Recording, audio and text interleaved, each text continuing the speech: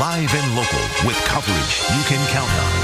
This is WNEM TV5 News at 6:30. A woman hospitalized after police say she crashed into a train in Flint. Thanks for joining us tonight. I'm Jamie Sherrod. Police responded to the railroad crossing at North Dort Highway and Richfield just before 9 this morning. The impact of the collision caused the car to burst into flames next to a tanker, which was fortunately empty. The woman was taken to Hurley Hospital for her injuries, which are unknown at this time. The tracks are closed during the investigation. Authorities in Flint say a shooting at a nightclub left a woman with a gunshot wound. It happened here at the Vets Club on South Saginaw Street around 1:30 this morning.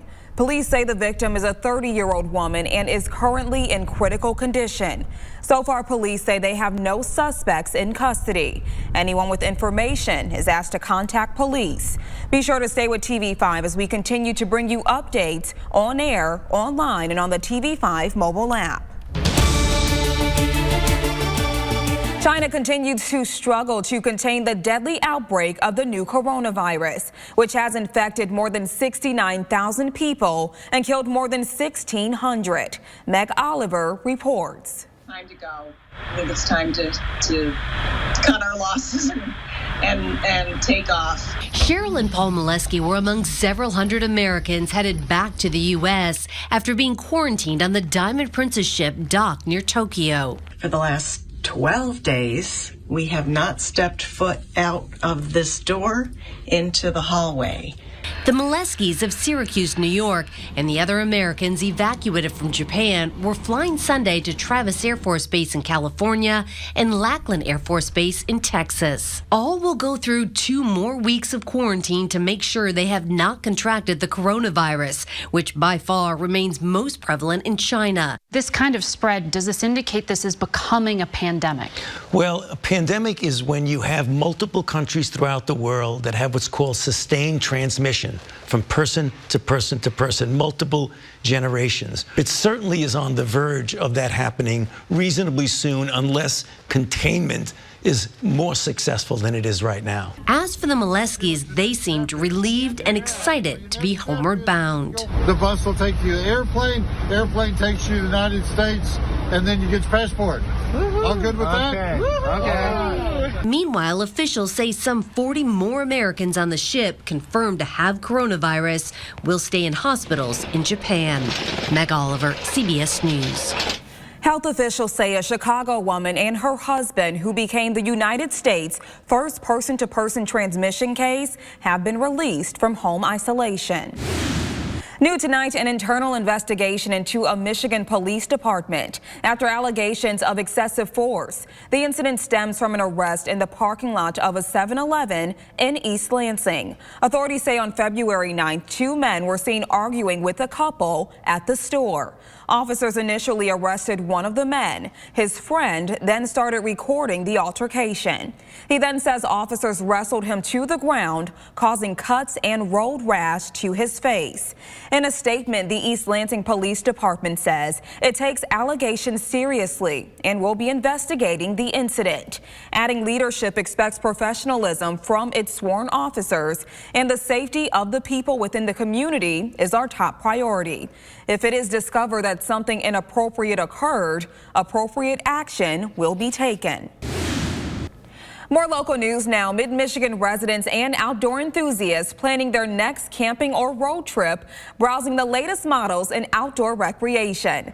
11 of the area's best RV and camper dealers packed the Frankenmuth Credit Union Event Center in Birch Run for the 39th annual Birch Run RV Camper Show. For the big toy haulers, everyone can put the toys in it.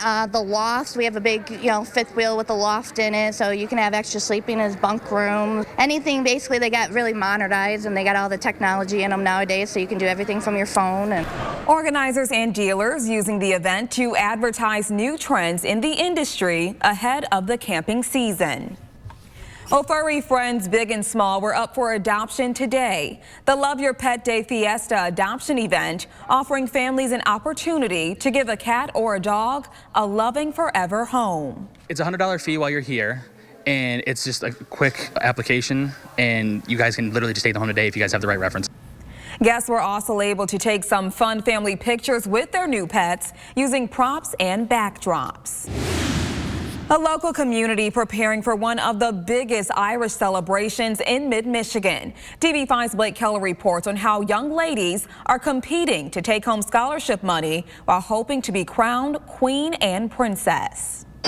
About a month to go before Bay City's huge St. Patrick's Day parade. Meantime, Bay County residents are learning more about their Irish heritage in the scholarship pageant. Today, it's truly a showcase of our Irish talent that we have in the area, and we choose both a princess in their court and a queen in their court. Contestants shared their own limericks or poems and took part in an interview portion and so much more. But it's also important that we are showcasing our heritage. Organizers say the scholarship pageant allows contestants to dig deep into their family history. Bay City is famous for its Irish heritage, and I think the girls here just enjoy learning even more about their heritage. They walk away from here saying, I sat down with my grandparents, we had this conversation, and they tell stories and share experiences with each other. So they're walking away with so much more than just saying we're a beauty pageant. It's also an opportunity to teach the contestants important life skills. A lot of these kids come in and they have never had an interview before, so we practice interviewing skills. We practice poise, public speaking, working well with each other. The pageant committee is made up of former contestants and queens, and they say this shared experience can help with self-confidence. I love that the girls walk away feeling more confident and feeling more comfortable in their own skin, so if we can help with that, we're really proud of that.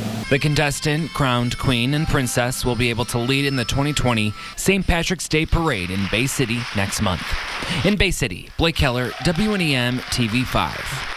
Well, Bay City's St. Patrick's Day Parade kicks off Sunday, March 15th at 2 p.m. down Center Avenue. We'll be right back with a full look at your forecast.